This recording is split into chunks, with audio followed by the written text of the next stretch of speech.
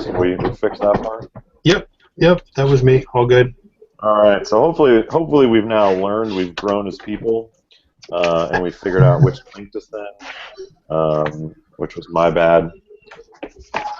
So thanks for sticking with it. We still got 2 viewers in there.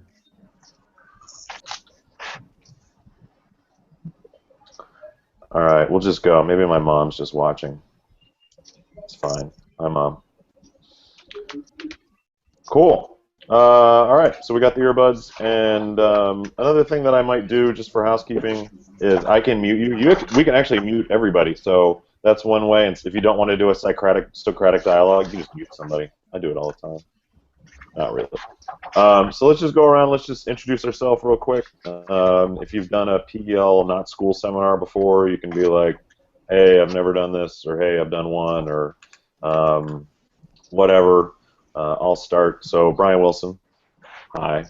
I teamed up with Mark because I run a program called Combat and Classics, which is a St. John's College program, and I run online seminars for free for veterans in active duty, U.S. military. And yeah, I've been doing that for about 3 years, St. John's grad. Steve, you're next on my little column, so you want to go next? Sure. Steve Kurtz, New Jersey, and just lover of philosophy. Participated in one conversation on Dennett's Consciousness Explained. Was a little bit too advanced for some intelligent conversation. So I'm hoping this is more my speed. I'm all set. Cool. Thanks for coming, Steve. Sure. I think we got, I actually can't see, somebody's blacked out there in there. Oh, there it is. She's back. Is that Judy? Stacy. Hi, Stacy. Stacy, I can't hear you. Oh, you're muted. Can you unmute for me? I didn't do that. I didn't mute you. Can you hear me now? Gotcha. Okay. Yeah, this is my first PEL Google Hangout, so I'm excited. I think you picked a fantastic material to start with. Thanks. And I've been a member for about a year now. Cool. Well, thanks for coming, Stace. We got Roger next. Hi, I'm Roger Crandy. I'm from Anchorage, Alaska. I've been a PEL citizen for a couple years. This will be my first Google Hangout. Terrific. Thanks, Roger. Thanks for coming. Nick, you're next. What's up, guys? This is my first time doing this. I stumbled upon one of your podcasts. Thought it was pretty cool. Thought I'd check this thing out. I actually didn't do the reading, but I'm very interested to see what you guys have to say. I didn't do the reading either because I hate spoilers. So I just want to find out what happens. Nice. I'm kidding. I actually did read it. Justin, you're up next. Hi, I'm from Denver, Colorado. This will be my second not school session. The first one I did was Dennett's Consciousness Explained with Stephen. Cool. So I can't wait. I'm really looking forward to this. Great. Thanks for coming. Judy.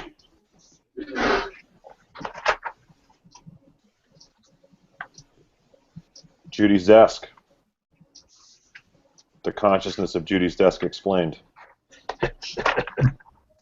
No? Judy, you're going to pass? Oh, it looks like maybe Judy's like getting the espresso ready, getting fired up for some Plato. Let's swing back to Judy. James, hi. Hi.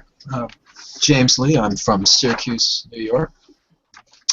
This is my second not school thing. First one I did was on an Introduction to Analytic Philosophy. Cool. Judy's back. Hi, Judy. Oh, we can't hear you, Judy. Are you muted? You're not muted, Judy. Oh, you're muted now. Now you're unmuted. Judy, if you're under duress, click your headset twice. It's a bad action movie joke. I can't hear you, Judy. Judy, my tech idea is if you close out your Hangout and come back, sometimes that resets it. Otherwise, it might be a setting in your computer, which I can help you out with. But try that first. Cool. Kathy, talk to me.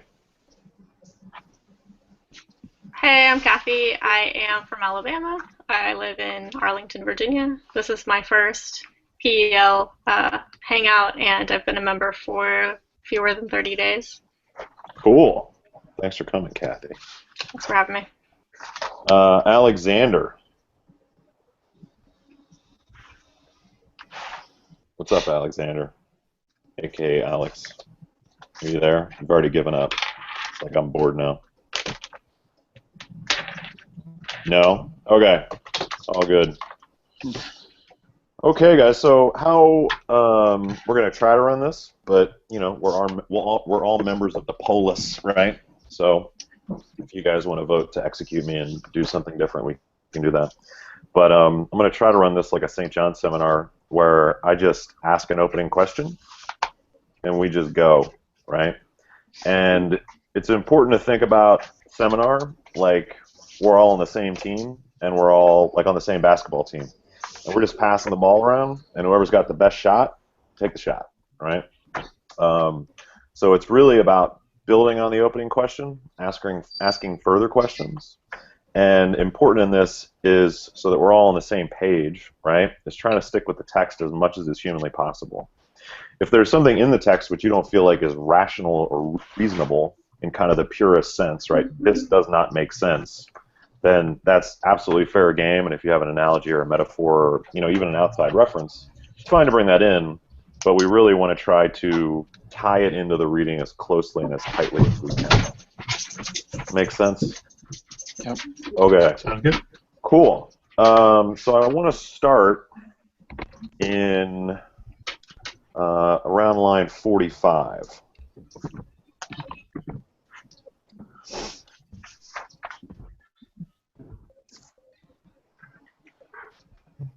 So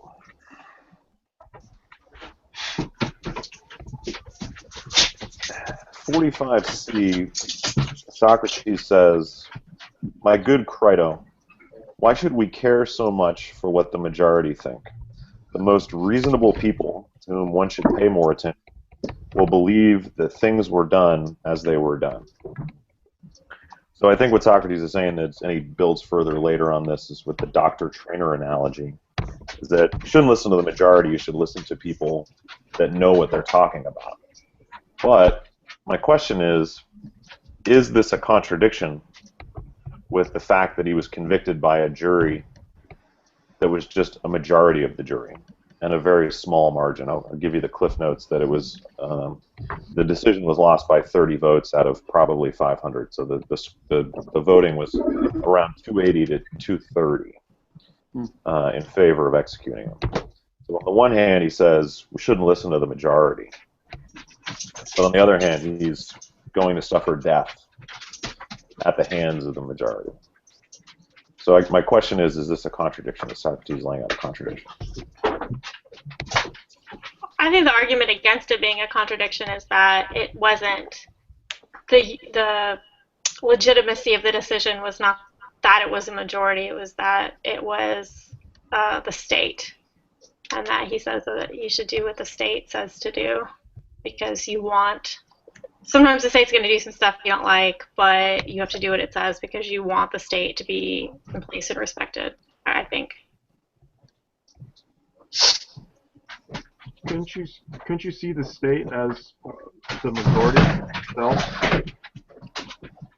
Well, I think that's pretty clear. If you go back to the apology, the state is embodied by the majority. So we had, I think, 500 jurors there, and their job was to embody the majority of the state. So I think you're absolutely right that Socrates really believes that the majority rule and the rule of law is the most important thing, even though he believes that if not the process itself was corrupted, but the trial, he definitely doesn't believe in the results of the trial, his conviction, or his sentence, but because it is the rule of the state, the rule of majority, he's going to go ahead and agree with it. So wouldn't that be a contradiction? Because wouldn't the state represent the masses or the will of the people? Wouldn't that?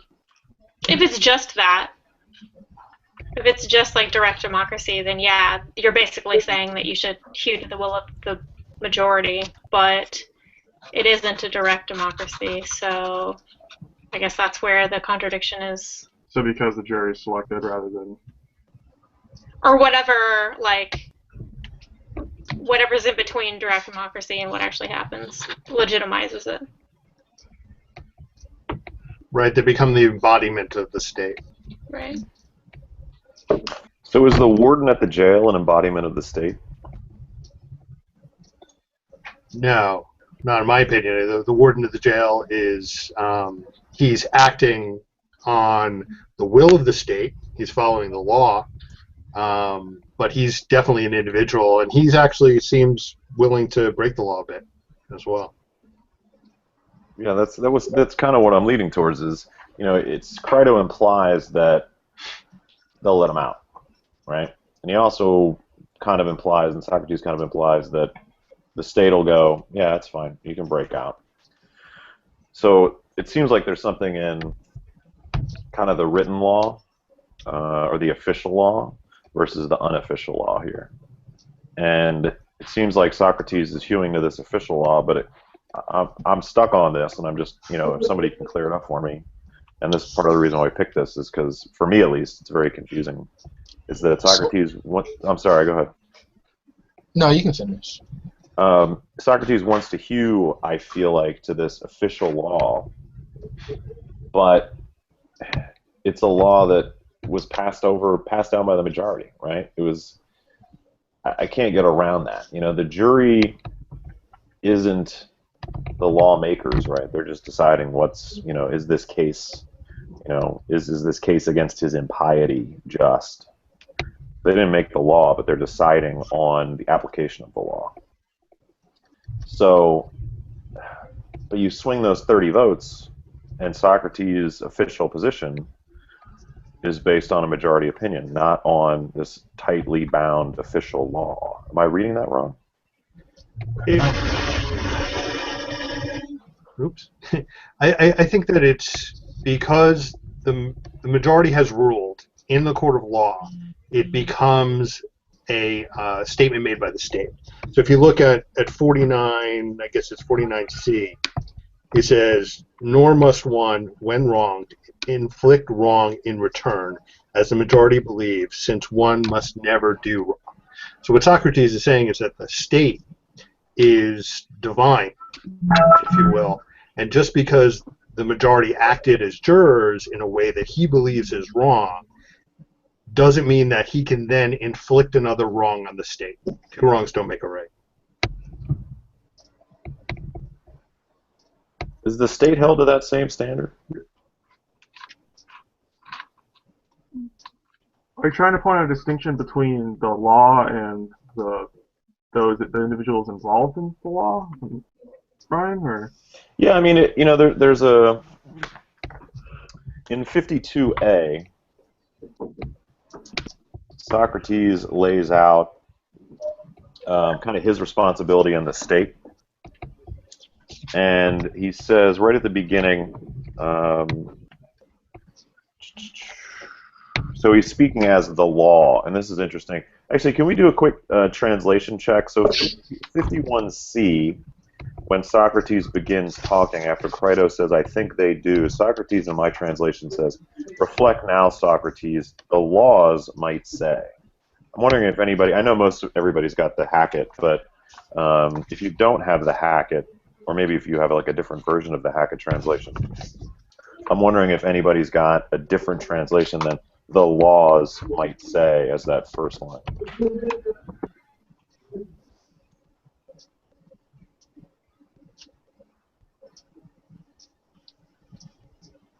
Is everybody finding that, or is everybody just going to go? Where is this?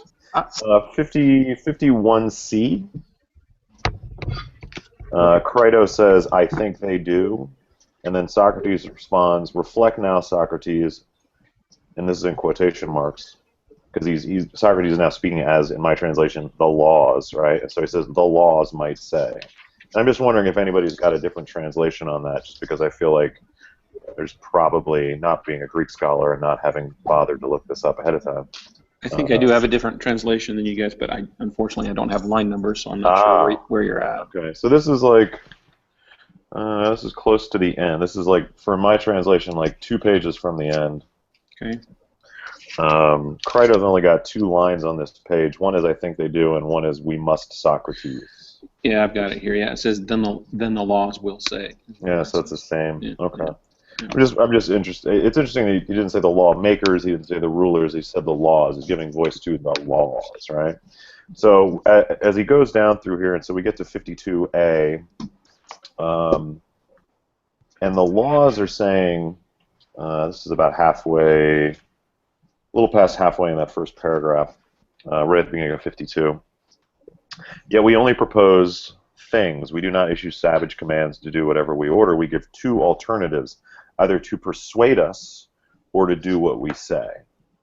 Right? So the laws in Socrates' explanation, which it seems like it's interesting because he's not doing what he did before with Crito, where he's just talking and he's trying to build a logical case or rational case. He's now taking on the embodiment and speaking as the laws. So there's a level of separation there, which I think is interesting. But the laws have this agreement with the citizen that it is you either have to do what we say or you have to persuade us. So why doesn't that go both ways? Or maybe it does, and maybe his trial was that opportunity. His trial was to persuade the laws, but it seems like it wasn't to persuade the laws, it was to persuade the jury. So I'm just wondering, again, if this is more of balance between citizen and state. I guess what's the alternative as a citizen, right? I think this is spelled out in here, but I'll just bring it up as fruit for discussion. What is the alternative for the citizen? The laws say obey, right, or persuade us to do something different. And I'm wondering if there's a Greek, ratio is 1 equals 1 kind of thing. A equals A. Is there a rational counterpoint to that from citizen to state? Or am I not explaining that well? Isn't that a child-parent relationship that Socrates mentions later? Mm-hmm. Yeah, it is, and I'm wondering, and I'm glad you brought that up, because again, he's speaking as the laws, right? He's not. I'm just wondering if there's something interesting from the fact that he's not proposing this, right? The only thing that he really proposes that he says, I have held this for a long time, is in 49D, or 49E. And we talked about this a little bit earlier, where it's never right to do wrong, even when you're countering an injustice, right? And Socrates says, I have held it for a long time and still hold it now, that doing wrong is never good, right? Even in response to wrong. So this reads to me like a turn the other cheek kind of thing. If I'm reading that wrong, then please tell me.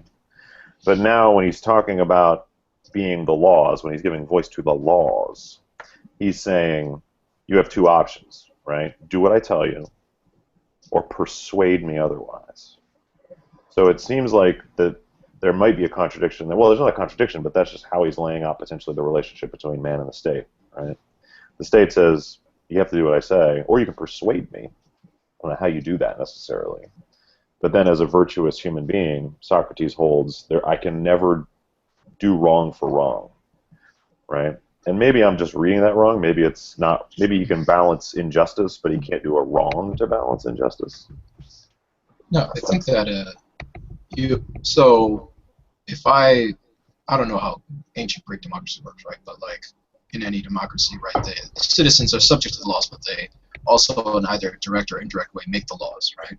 And so Socrates might agree to a certain system where there are certain kinds of contexts where it's okay to, address like certain laws that are considered unfair, but outside of those contexts, he has as an obligation as a citizen to follow the law, right?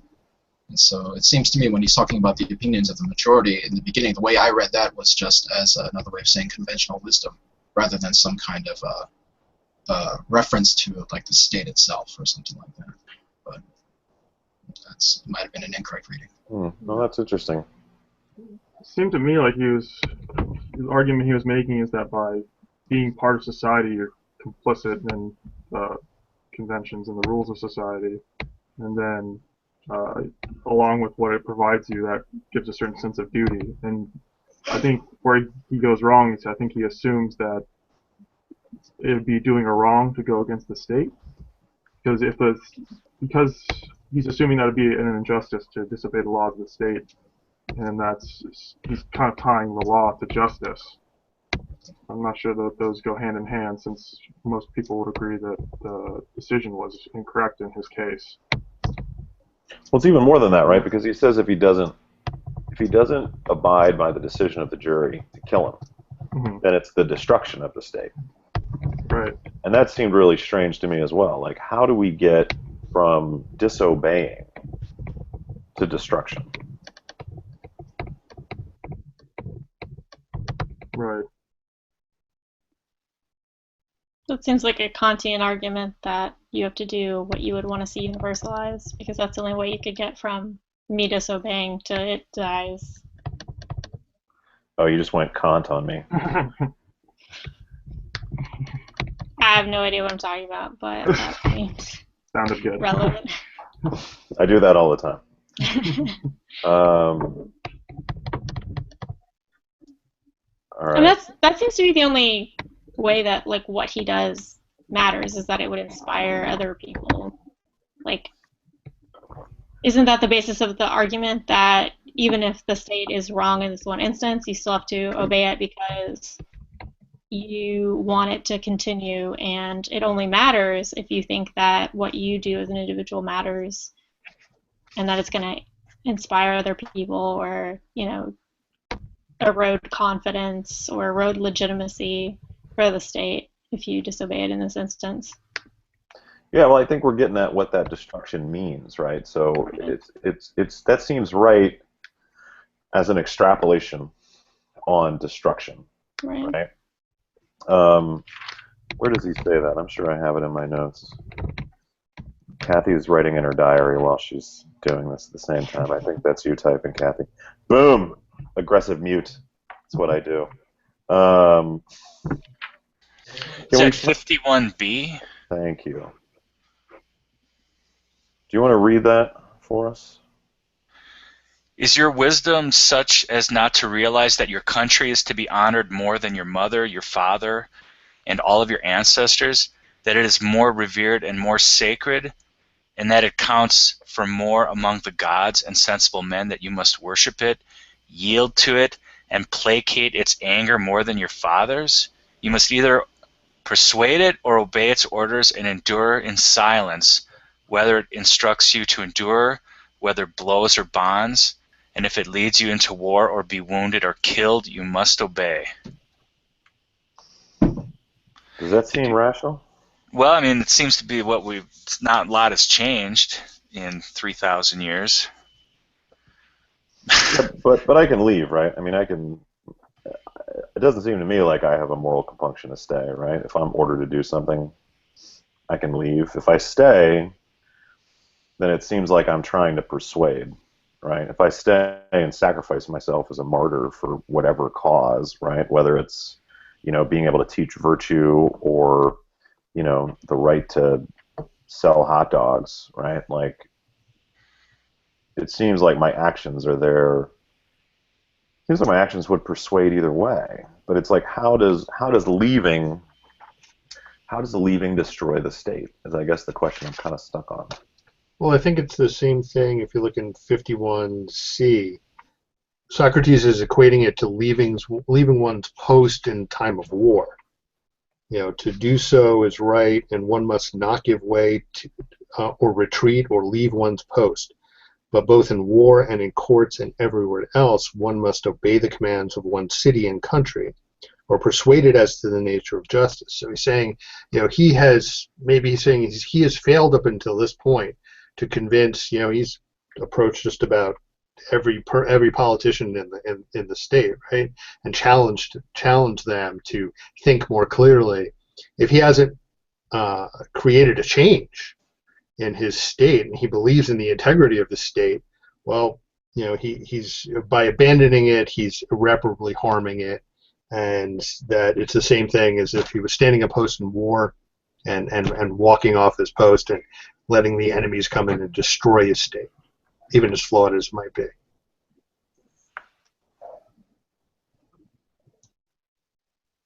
But then we get into this question, like, what's more important, the state or good opinions?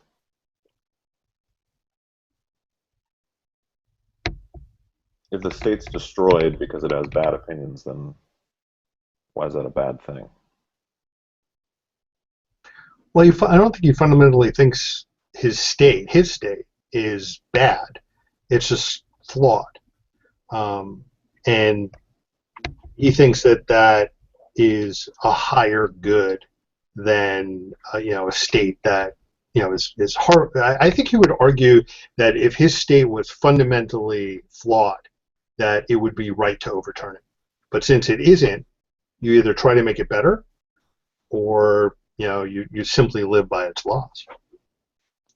Does he take a position on that? I know the laws take, when he's speaking as the laws, he takes a position on that. Does he take a position on whether or not he thinks that the state is good or bad in this? That's what's tough about Plato, right? I mean, and it's what's tough about Socrates, at least for me, is that, when I see, like, Socrates actually saying something definitive, like I pointed out in 49e, he said something, and he was kind of clear. That's exciting, right?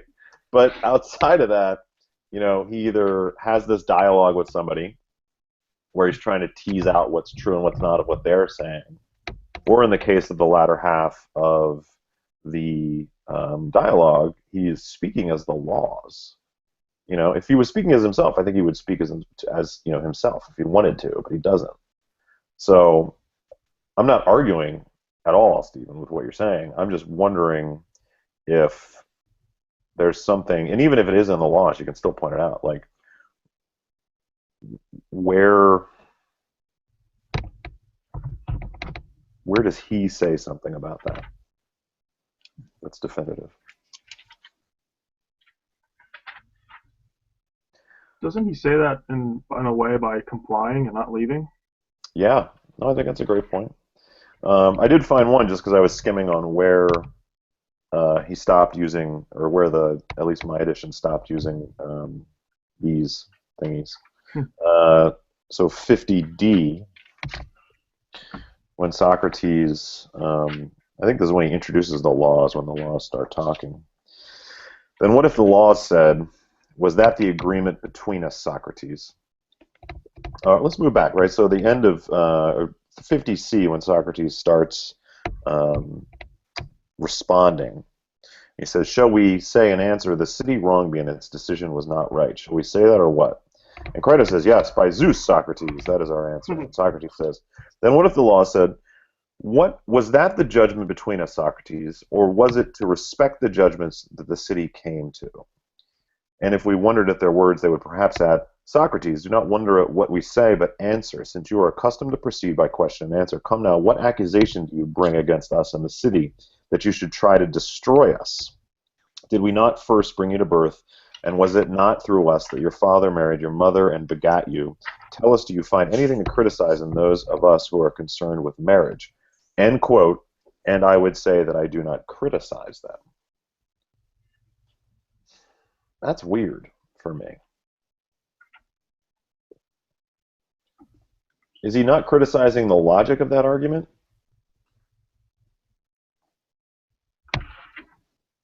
Or is he not criticizing something else about that argument?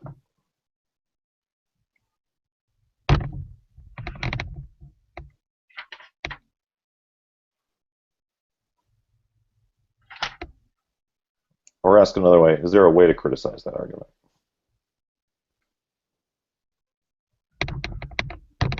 Is there an approach that you would take to that argument that Socrates doesn't see?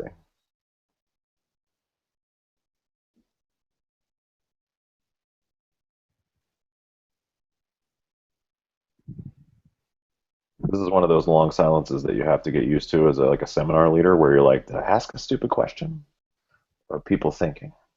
I don't know. Let's let it sit for a little while.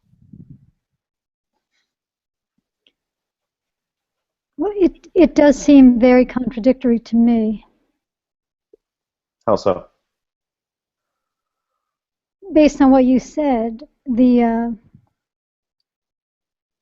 he's being indicted because of a kind of treason, and yet he's saying one mustn't be treasonous. And I that's how I read it, and it's so contradictory to me that it almost feels ironic. Yeah. I think Socrates is sophisticated enough to definitely use some irony. And it's those, it's the same thing I started with the majority and the contradiction of the majority. Well, I mean, if you want to dig deeper, I mean, we could do a whole Alanis Morissette song about this, but like, isn't it ironic that like he spent his whole life teaching virtue, right? And what you could kind of stretch towards piety, at least to his god, his daemon, as he talks about in the Apology, and then gets, convicted because of impiety. But I'm just trying to suss out these contradictions. Like, he talks about in 47a, which I feel like this is the really hard part for me, where he's saying to Crito, consider then, it's right at the beginning of 47, consider then, do you not think it a sound statement that one must not value all the opinions of men, but some and not others, nor the opinions of all men, but those of some and not others? And as he digs through that, it's a very logical proof, right? I started drawing it out in my notes as far as like, value is equal to good opinion, right? Do not value is equal to bad opinion. Good opinion is equal to wise men. Bad opinion is equal to foolish men. So it's tough because it seemed like, if we assume that the jury as a body is full of wise men, then I'll posit this, even though it's outside the reading, that it's implied in the reading, but it's mainly in the Apology. A majority of those men before the trial were okay with Socrates leaving. So if they are wise, and if they believe that Socrates was allowed to leave, why wouldn't he accept that decision? If he accepts the decision of the majority to kill him, why not accept it that he can leave?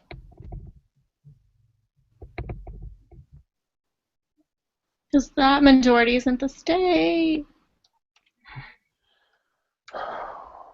Tease out the difference then for me, Kathy, because now I'm super confused if that's not the state. If they can kill him and that's the state, but he can't leave, even though the state, at least I think, is okay with it.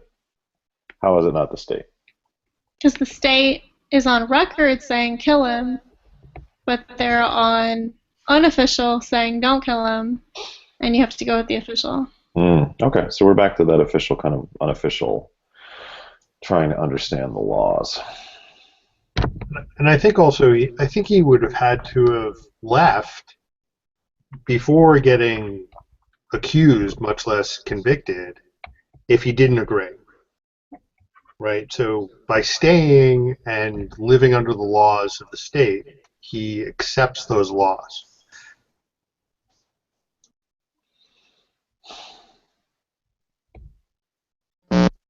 That doesn't. For you, if you refuse to be put to death by the state, but you have allowed the state to put other people to death, are you just?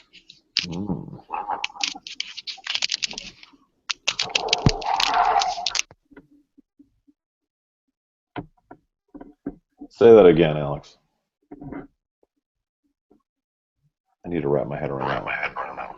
Well, Socrates is saying I can't leave because the state has demanded that I be put to death. He also makes an argument that you can't disobey the laws just because you don't want to. So I was thinking, why would you be able to say, oh, I shouldn't be put to death, when you've let other people be put to death? Wrong does not requite wrong. You can't repay an evil with an evil. And if killing someone is an evil, then the people who are voting to put people to death are, in fact, paying evil with evil. So you're Sorry, saying... there's a lot to that. No, there is a lot to that. I want to try to unwrap it. Just going to... Oh, there you go. You're on it, Alexander. No aggressive muting necessary. So, I mean, we're going to come back to 49E again. I've held it for a long time and still hold it now. But if you think otherwise, tell me now. And this is about doing harm in return for harm. So, building on Alex's argument, it seems like the state has a different standard, right? Because apparently Socrates' impiety has harmed the state. And so the only way for us to assume that there is the same standard for citizen and state is for the state to not be able to do harm to someone, even though some individual has harmed the state. Unless I'm reading 49E wrong. Or there's the two standards that we talked about, right? The standard of the state, the relationship is such that, or the laws, let's be more specific. The laws require that you obey or persuade. Citizen to citizen requires that you do no harm, you initiate no harm, and I guess if you accidentally harm somebody, then you can't harm them back. So it seems like we have this kind of triangular relationship between people interacting and people interacting with the state. Am I describing that model correctly, or am I wrong in that formulation?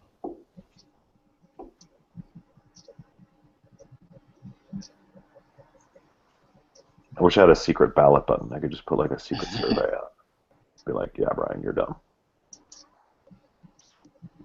Am I extrapolating too much there? Or is Socrates implying that the state definitely has a different relationship with individuals than individuals have with themselves? Or with each other?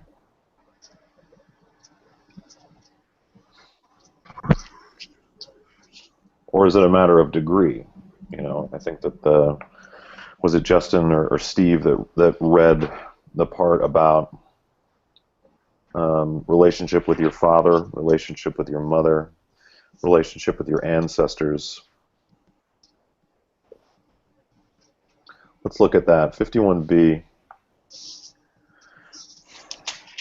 end of A, beginning of B. Socrates speaking as the laws. Is your wisdom such as not to realize that your country is to be honored more than your mother, your father, and all your ancestors, that it is more to be revered and more sacred, and that it counts for more among the gods and sensible men, that you must worship it, yield to it, and placate its anger more than your fathers? So that seems pretty clear, right? It seems fairly clear that beyond what you owe to your father and your mother and your ancestors, you owe something more to the state. But it's interesting to me, he doesn't say your fellow citizens. So it seems like the relationship between father, mother, citizen is similar to the relationship between citizen and the state. But it's not clear to me, unless I want to extrapolate from 49E, it's not clear to me the relationship between citizen and citizen. Does anybody have anything that can clear that up for me? I think you're right. I don't think there is a relationship between citizen and citizen. I think there's a relationship between the individual citizen and the laws. And the way that works is everybody pretty much gets together and agrees, these are the rules that we will all obey. So when Socrates makes that argument about should you listen to your trainer or everybody else, and he says the trainer, that's what's going on. The person that you should respect most in this decision is you. But you made that agreement to live with and obey the laws of the state. You don't get to pick and choose. You don't get to live by your own individual moral code and deviate from the city not because that would be just or unjust. Well, I guess it would be, but I lost my train of thought there. Sorry. Well, no, that's good. I mean, we're teasing this out a little bit, and it might come back to what Kathy said about, what the state is. I mean, when you label something as the state, for me, it seems very specific, right? It seems to be, unfortunately ingrained in me from civics that it's the judiciary, the legal, and the executive, right? It's probably something different in this case, but it might be similar. But it's just it's still made up of citizens, just like the jury was, right? Now it might have been like landowning male citizens, but we're going to ignore that fact mostly, otherwise it gets too confusing. But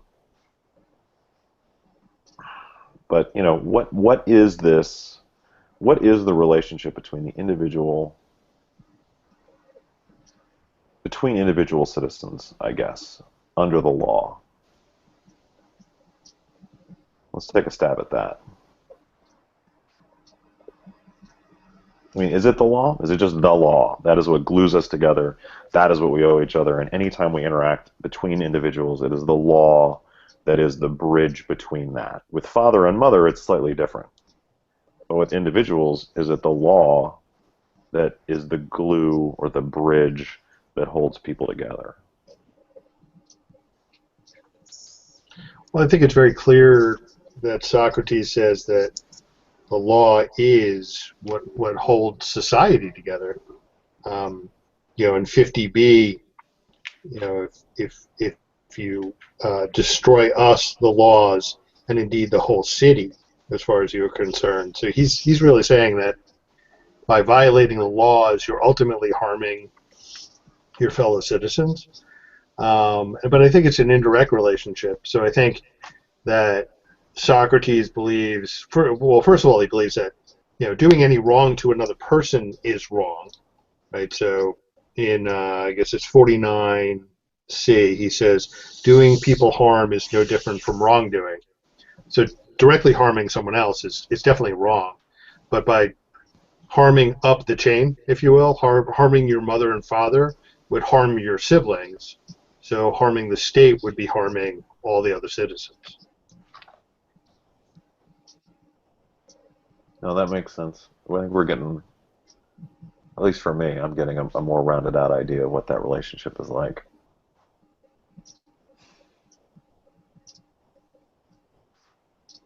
It's strange, though, because, Crito is putting Socrates' well-being above the state, right? Crito's a follower of Socrates. I think we can say he's a fan, right? He's got a couple other fans that want to see him released because they believe the state did wrong.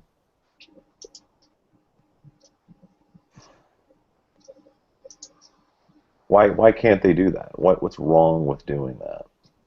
And he even thinks that other citizens will think him he'll get a bad reputation by not trying to get Socrates, not even trying, but not succeeding in get Socrates to escape. So again, we have this kind of glue, this bridge between citizens that is the law, and we have followers of Socrates that say, this isn't just, this isn't right. I'm okay with going against the law. And there's this unofficial law that says, yeah, you can go. The warden doesn't care. Maybe the law, maybe not the law, but maybe the state doesn't necessarily care. Well, I think he's saying that the law is the difference between a mob. It's the legitimacy of the group. That the group without the law is the mob, and the group with the law is legit, and so that's why he's not willing to let the group decide his fate outside the law, even in the unofficial law, because the unofficial law is still mob rule.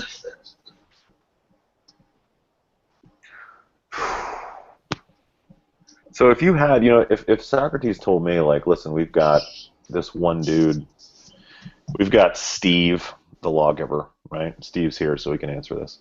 We've got Steve the lawgiver, right? And Steve says this, and he is the state, and he is the law. That's what we're doing.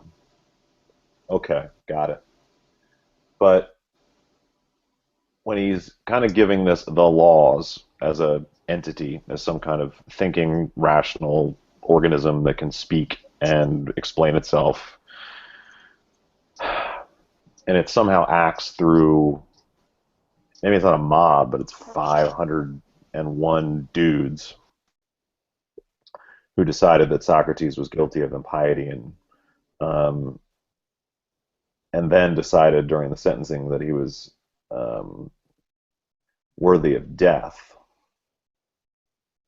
That gets super fuzzy for me, right? It's not as clear for me because I feel like there's a difference there. If it was one dude, Steve the lawgiver, this is what you're doing. All right, got it. He's the lawgiver. He's the state. He writes down all the laws or tells everybody the laws. This is what we're doing. Persuade me. Steve's like, persuade me otherwise, we're good. But it's not Steve. Sorry, Steve. It's it's 501 dudes. So why isn't that a mob? Why? Because all the other dudes, so those 500 dudes get to choose. Right. So the laws are a product of like debate and deliberation, right? There's like a refining process, right? And so it's not just like, oh, I don't like this, and we're just going to fuck this or whatever. It's like there's been this sort of there's been this method that's applied, and so maybe that's what justifies laws as opposed to mere opinion. And so you would think that Socrates is someone who values that kind of like public deliberation, that kind of discourse and debate, and that's maybe partly explain why he values the law, because the law is a product of that kind of discourse. But that would imply that it's changeable. I don't. Maybe it's not. I'm assuming like the way democracy works is that you can change laws, right? Or you can, create new laws, or I don't know, get rid of old ones. But I don't know how Athenian democracy works. So. No, that helps. That helps me a lot because I think that what you're saying, and correct me if I'm wrong, is that he had his chance in front of the jury to persuade them. Yeah. Right. He was talking to the law, and the law was unconvinced. And he has his opportunity prior to that to change the law, to influence the law. Mm-hmm. Is that how you would persuade the law, by changing it? I believe so. So they went from an autocracy to a democracy.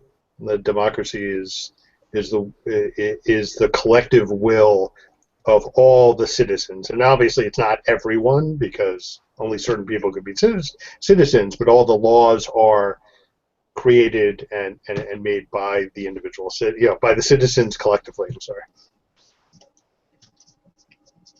So then I guess the next question that I'm coming at with is, would Socrates agree to any, and since Kathy brought up Kant, I'll go with some Kantian terminology.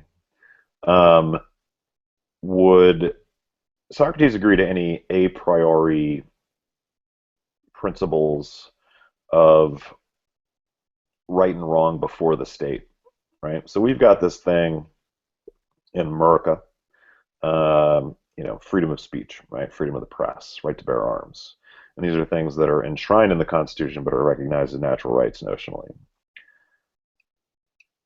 Does something like natural rights, do you think Socrates would buy into that?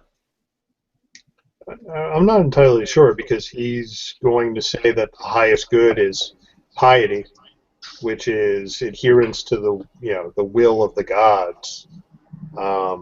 At no point is he convinced what that actually is in any of the dialogues that I've seen. But I think that he would say that the will of the gods is a higher law than the will of the state. Yeah.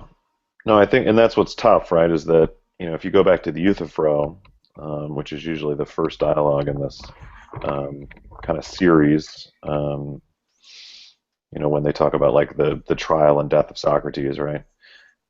He's questioning a expert in piety, Euthyphro, and Euthyphro can't define what it is. Right? He's like, "Oh, you're an expert in piety? Sweet. I'm going on trial for impiety. Help a brother out." And at the end of that, Euthyphro is like, I gotta go. And Socrates is like, "But you didn't help me. You didn't explain what piety was." So, I mean, I'm totally on board that, being pious is Socrates' greatest good, right? There's something like virtue or piety in Socrates' greatest good, but he can't define it.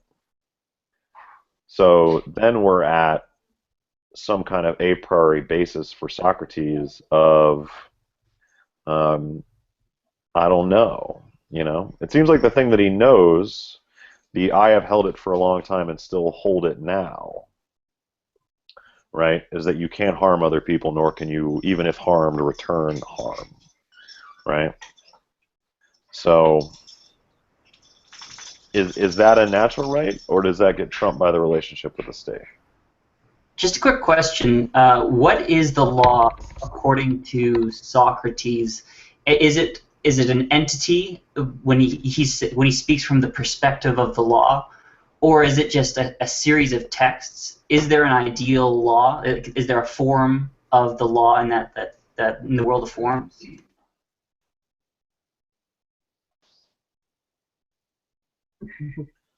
Yeah, I think James took a stab at that. Where it's this kind of organic deliberation that gets codified in the law to some extent. We don't know what. And then, I don't know if you guys can hear my dog barking in the background. He hates Socrates. He's more of a Kantian, Hegelian. So, is it? I don't know if we have an answer to that. Just to give you the bottom line, I don't know if we have an answer to what the law is. Seems like it's something that Socrates really digs, and it seemed like something that he's willing to lay down his life for. But exactly what it is, I'm still not sure. But I mean, if you want to take a stab, and unfortunately, sir, I don't know your name because it's showing up as edit when I click on your square. Oh yeah, I don't know. I think edit's just fine. Edit, okay, Mr. Edit. I like that. You can take a stab at this. Is like, what would Socrates believe that there is an a priori foundation, like a from nothing, a from the beginning? That's kind of what a priori means. Something from the beginning of the law, or is it just whatever the jury says it is in your reading of this dialogue? I think that there's I think he sees the law, and then there's forms like justice and so forth, like these ideal principles, and then the law is society's best attempt at trying to enact this, right? And so I can go out and I can try and influence my peers within a democracy to show them the ideal that we should be living by. And so there we can have like an a priori discussion from his perspective, because we can use reason to discern the essential nature of these principles. But at the end of the day, to avoid anarchy within society, if you still consider my views as being deviant, even if after I've tried to convince you and you think that I'm enough of a harm, my ideas are enough of a harm, then I just have to abide by what you have to say. And I've had time enough to leave, and I didn't leave. So there's not a priori law, maybe not, but I think there's principles that are a priori, and I just try and show them to you. Does that make sense? I don't know. Yeah, I think so, for sure. And I'm just looking at the introduction on page 5, where Gruby talks about the aim is not to choose the right, but to become the sort of person who cannot choose the wrong. So what Socrates is saying is that, and what he tries to convince Euthyphro to become, is a truly pious person, somebody who loves the pious, somebody who can ultimately do no wrong, and that's what he tries to, Socrates tries to confront all of the politicians and really everybody in society whenever they're walking through, was the Lyceum, I think. Then he confronts them, tries to get them to reflect on themselves and on what is right and what is best. And if they all do that as a democracy, getting together, they will do the right thing. And therefore, the state will become just because the people who are ruling it together are just. And I'm sort of thinking that maybe Socrates at the end of the day is taking this punishment on himself in order to be an example and to say, this is, I'm an old man, but this is my last lesson to the Athenians as a whole. You got to examine what you do, because if you do something because, I walked around and pissed you off and called you stupid, or proved to you that you didn't know what you knew, that you are doing a great wrong. And I'm willing to stand up and stand for the virtuous and the right, and die for that ideal. And therefore, you should go ahead and reflect on that, and you should try to be as pious as possible. Get correct knowledge, and then rule justly.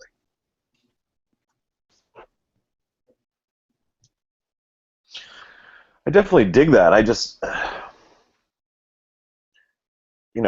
like Socrates. He seems like a good dude. But if you're about to die, right, then why not say that? Why not say, like, I accept these consequences because I want to show you the flaws in the system.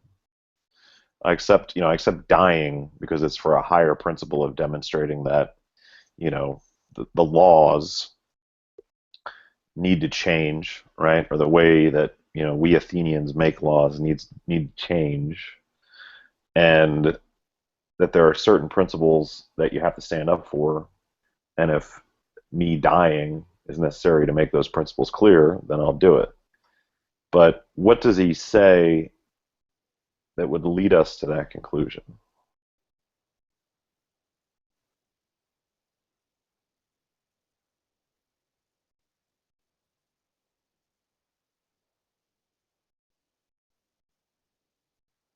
Unless it's just coming back to that 49E again. If that's his fundamental, right? If that's his fundamental a priori argument, is do not do harm even if harm is done to you. Why is it in here once, right? And just kind of like a very short piece of the dialogue. And then why does... Oh, hi, James. Die for that ideal, and therefore you should go ahead and reflect on that, and you should try to be as high. I think James is watching your lagged video. Get correct knowledge, and then. So we can try that again.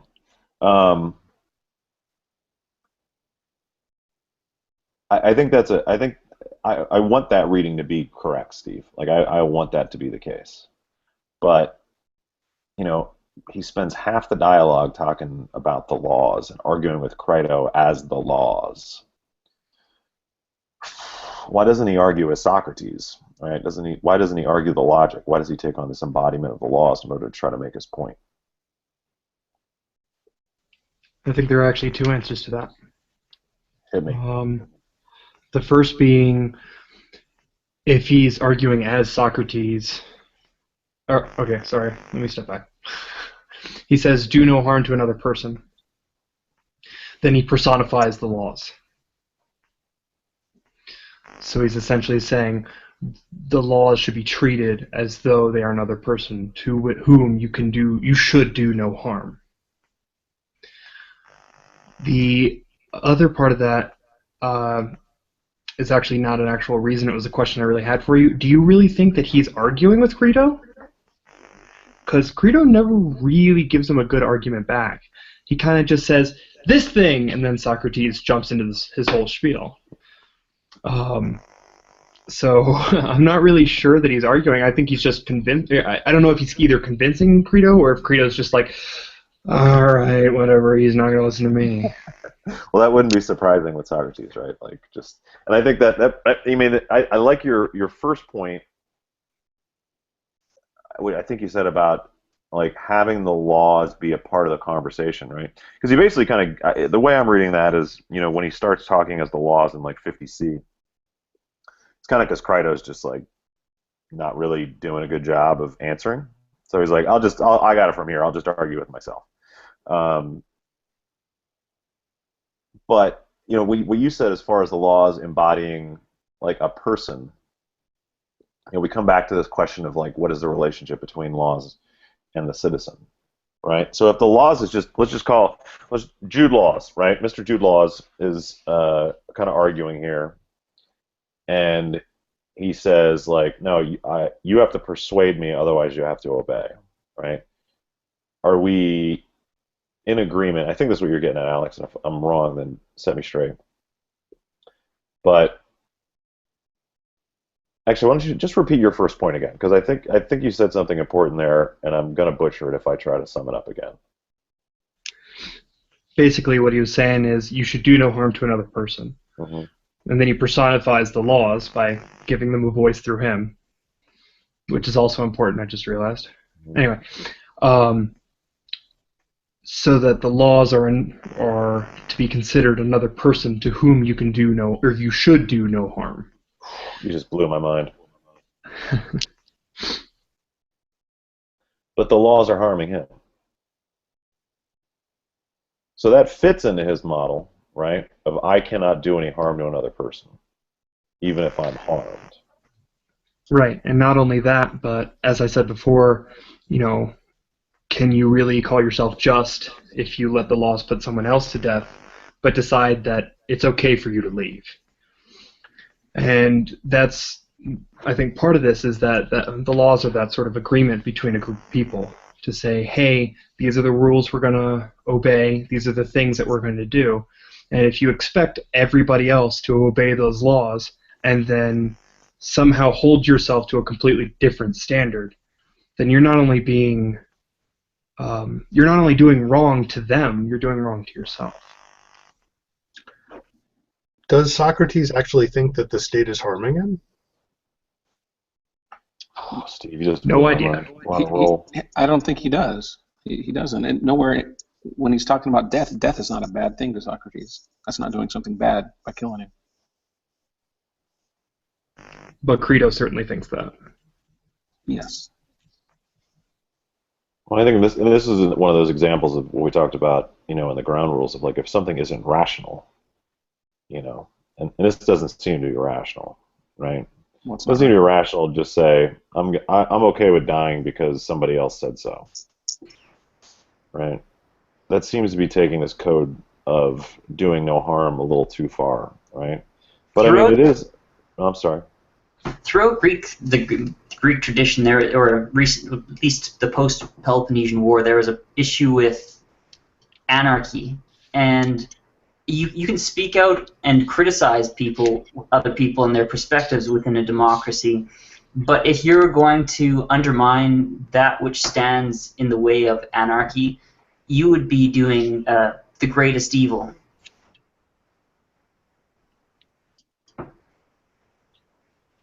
Wait, say that again.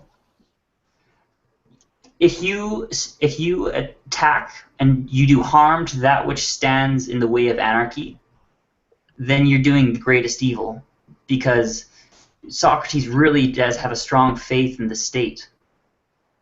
And so even to a point where, you know what, I can criticize you, I can say that you're wrong, and I can act out as if you're wrong, and then I'm going to try and change the law. I'm going to do my best to do that. But if I'm not willing to, I'm right. Socrates is right, but I'm not willing to undermine law and order, and so I'm not willing to back down from this. And I love my state. Like it seems to me that it's kind of a logical thing where, ultimately, my only option is to accept death.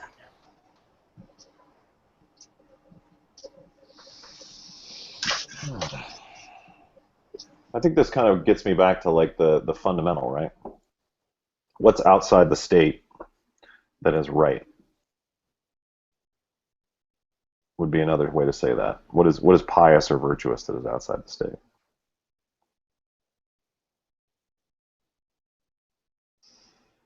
And we can try that from a Socratic like rationale, or we can just try it from a rational rationale. Like, do I have to worship the state in whatever state I'm in more than my mother and more than my father?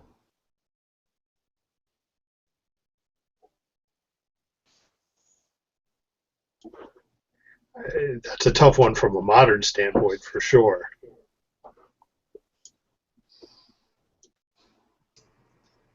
Is that what this hinges on, though? With post the Civil War, like with the kind of slaughter that took place in the Peloponnesian War, it was I mean, this is vividly in everyone's mind. And so, with that in mind, I think that, yeah, absolutely, the state is more important than my brother. It's more important than my father. It's more important than myself. I can try and form it towards the better, but it is the most important thing because it's all that stands in the way of anarchy. I guess what's the difference between anarchy and living in the state? The law is like it's setting the ground rules for behavior that we should abide by, and so it's like a code of conduct. It's basically a way of the minimal politeness that I owe you.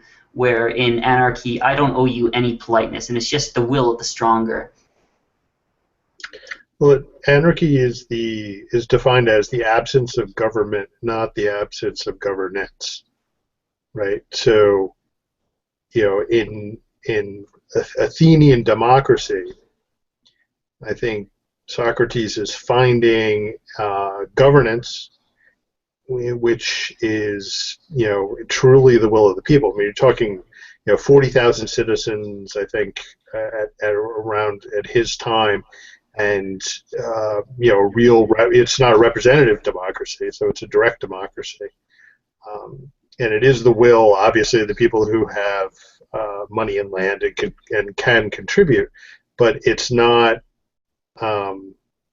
So there's a certain level of governance that's agreed to by the people, and he's certainly able to leave and go somewhere else if he finds a better way to do it. And I think it's very difficult to connect that to a modern concept because it's very difficult to leave your country. We're talking hundreds of millions of people in general, and you're talking about no direct democracy. So I think, to Edith's point, the democracy that we're talking about in Socrates' time is in such it's the will of the people. It really is. Whereas it could be argued in the modern nation state that it's not quite as representative of the will of the people. To go beyond the text, I remember hearing someone talk about, and that is maybe someone knows. Someone was saying that Socrates was quite critical of democracy. There was Sophocles who had garnered the people to go into war against Sparta. And then because of the general people, not these non-philosopher kings, I guess, the ignorant masses led to the destruction of the height of what Athens once was. That Socrates was then critical of democracy. Is this true? And if so, that would maybe he's not trying to serve democracy. Maybe he's just trying to serve the state. I think it's an interesting point. I mean, the Republic is really where he kind of gets in depth on the multiple forms of government, and specifically that a direct democracy is that which quickly leads to tyranny. For me, I take most of the Republic as kind of a joke. Like once Glaucon wants a footstool, like all of a sudden we have to create bronze people and silver people and gold people and stuff. That's a fairly abstract reading, or not widely received reading. That's just Brian's. I kind of want to get back to that. Those are all good points, Mr. Edit. But I wanted to, just because I'm flipping around, and one of the last arguments that Socrates makes is the law kind of brings up what Alexander was talking about as far as the law as a person. And this is on the last page for me. It's 54C. Be persuaded by us who have brought you up, Socrates. Do not value either your children or your life or anything else more than goodness, in order that when you arrive in Hades you may have all this as your defense before the rulers there. If you do this deed, you will not think it better or more just or more pious here, nor will any one of your friends, nor will it be better for you when you arrive yonder. As it is, you depart, if you depart, after being wronged not by us, the laws, but by men. If you depart after shamefully returning wrong for wrong and mistreatment for mistreatment, after breaking your agreements and commitments with us, after mistreating those you should mistreat least, yourself, your friends, your country, and us, we shall be angry with you while you are still alive, and our brothers, the laws of the underworld, will not receive you kindly, knowing that you tried to destroy us as far as you could. Do not let Crito persuade you, rather than us, to do what he says. Right? So that's the end of his quotation of the laws. And then Socrates is saying, Crito, my dear friend, be assured that these are the words I seem to hear, as the corybants seem to hear the music of their flutes, and the echo of these words resounds in me, and makes it impossible for me to hear anything else. As far as my present beliefs go, if you speak in opposition to them, you will speak in vain. However, if you think you can accomplish anything, speak. I have nothing to say, Socrates. So, it's interesting. Two things that come out as interesting to me on this is, first off, it's not the laws that have harmed Socrates, according to the laws. It's men. And so if the laws are wrong, it's not the law's fault. It's men's interpretation of the laws that are wrong.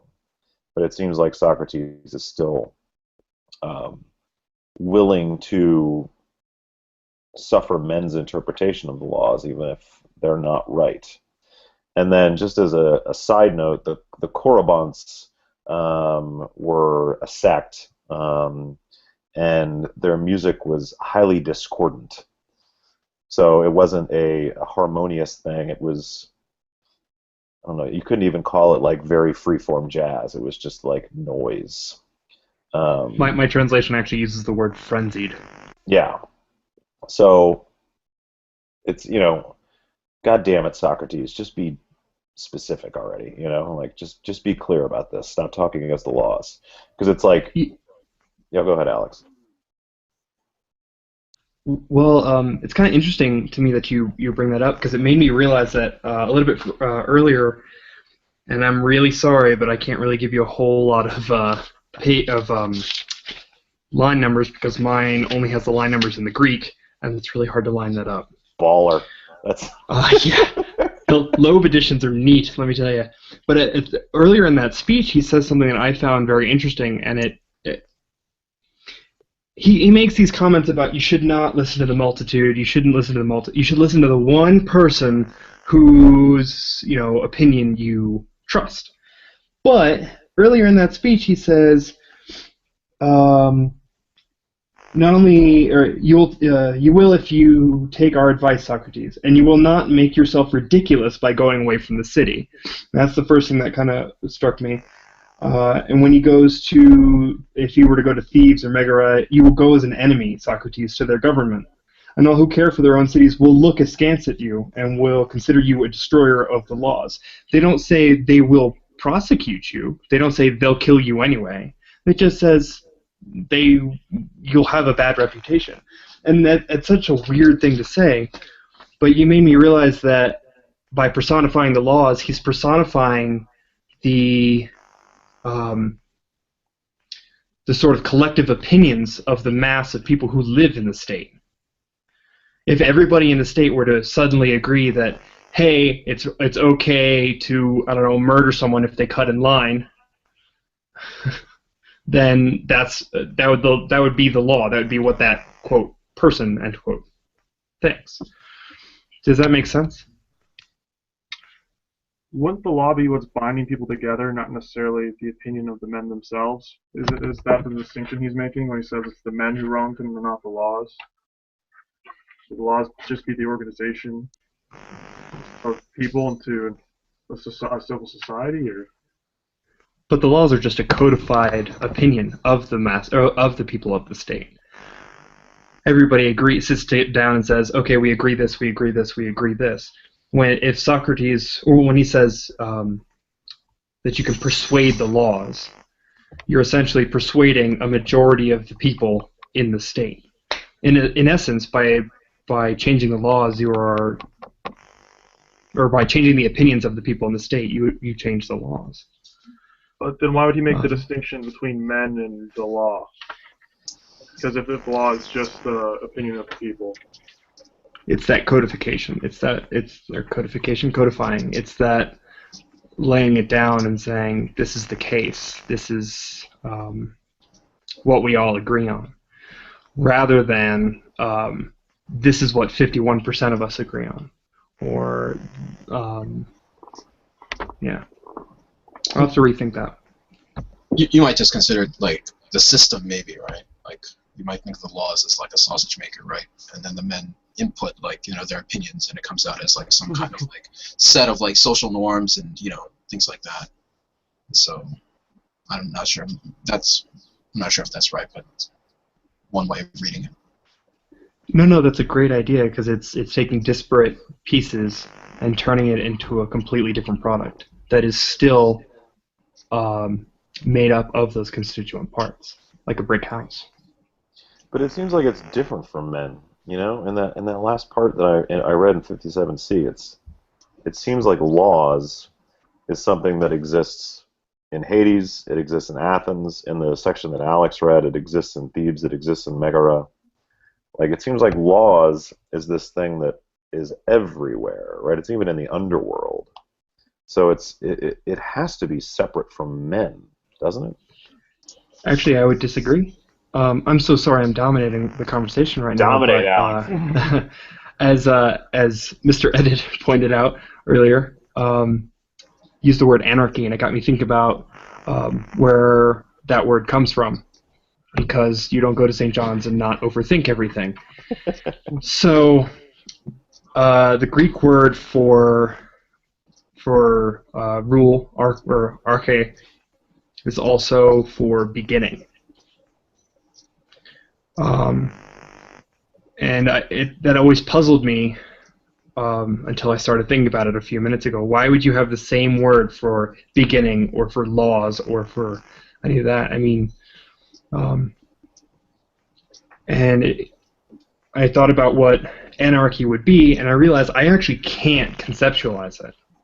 And you might think you can, but you would be surprised. I mean, if let's say, God forbid, all the countries in the world just ceased to be, and you would assume people would run around and do crazy things. Now imagine somebody doing something crazy to you, like to your family. They do something really, really awful, like killing a family member, and you felt, or you didn't feel, that it was okay to go murder them back, as it were. You were essentially following your own moral code. You are a nation of one right now. You are following rules, though. The group of people is anarchic because it's not following necessarily a particular set, but the second people start saying things like, oh, I killed him, why'd you do that? Oh, well, he killed my sister. Oh, I totally get it then. That's a rule. Maybe not like a hard and fast rule for them. Maybe not quite a law, but it's what makes people people. The ability to reason through those things, and the ability to set those things into motion, which is, yeah. Does that make any sense, or did I just confuse everybody? No, I mean, it gets back to that idea of a priori, right? I mean, it gets to the arche as the beginning. I've heard the translation of anarchy as without masters. That works too. But yeah, I mean, without rule, I mean, could. I mean, without masters is simply, I will make decisions and I will suffer for those decisions myself. Without rule is you could extrapolate that out slightly differently or monstrously differently. We'll think about it as without beginning. Yeah. Without a place for you to stop and do whatever it is that you do. That's what I think he's talking about when he's saying that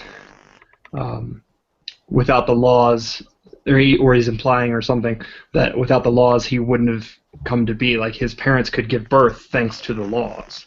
And I think that's what that's saying is, even if it's just an unspoken rule that you that you don't attack a town with a mother in labor or something like that, that's still a law that helped him come to be. But I think that not to cut you off, but I mean, I think that what you just said there, that the laws are necessary for a mother and father to have a child, I mean, is that true? I think he's interpreting law. You can interpret laws very broadly, right? So you can think of laws as just like you throw in like social norms, you throw in customs, you throw in morals, all that sort of stuff. Any kind of like a system of a social arrangement, right? If that's the case, then like you have all kinds of rules dictating like how people meet and who mates and who makes children and all that sort of stuff. And if you take that very broad scope interpretation, then yeah, like you might think that having children, you have to have laws to have children or anything at all in order to function in a social world. I feel like natural laws. Yeah, I mean, basically what we're talking about is like getting laid, right? That seems to be. I don't really know if I need the state to explain that to me. And but you're talking about like, gymnastics training and stuff like that. Yeah, do I need the state to learn how to do a push-up? I mean, I don't know. Like this is part of the reason why I picked this reading, because it's so short, but it just opens up this kind of like Pandora's box of, what is law? What is man? What is man's relationship within the law? What is man's relationship outside the law? Well, I think like you can have like an explicit versus implicit state. So the explicit state is something that everyone recognizes as either the person or the group of people that are in charge. But then you could have like, I don't know, like you think of like how you have like Hobbes were sort of talking about like an implicit social contract. Like you had an implicit state among like people like I don't know, the cavemen or whoever. You go far back enough, and they operated on some on these sorts of like implicit rules, and so there was some kind of governance, even though there wasn't something that there may not have been like I don't know, there might have like a group of people or an institution that they recognize as making the rules. And so by taking a broader interpretation of laws, you're including like the implicit state. You're just including like any time there are these kinds of agreements and cooperation had between people. It's a very broad conception, I guess. Well, I think we're at our time. So I just want to thank everybody for showing up. Sorry again about the tech issues. We'll have those ironed out. We've got Nicomachean Ethics coming up for next month, and then we've got Descartes, and then we've got some Montaigne. Oh yes. Sorry. Yeah, everybody's excited about Montaigne. Yeah, I mean the thing, like the way I look at Montaigne is like if you don't eat your meat, you can't get any pudding. So you gotta work through Plato and Aristotle before you get to Descartes and Montaigne. I'm gonna there's a link for the Facebook post in the PEL group that I just put on chat. If you guys have any feedback at all about like how this went, good, bad, or otherwise, please post it on there. It'll certainly help us kind of like refine this a little bit better. If you have suggestions for readings, more readings, drop them in there. You guys obviously all PEL not school citizens, so you can propose your own. If you don't feel like doing Descartes and Aristotle and Montaigne.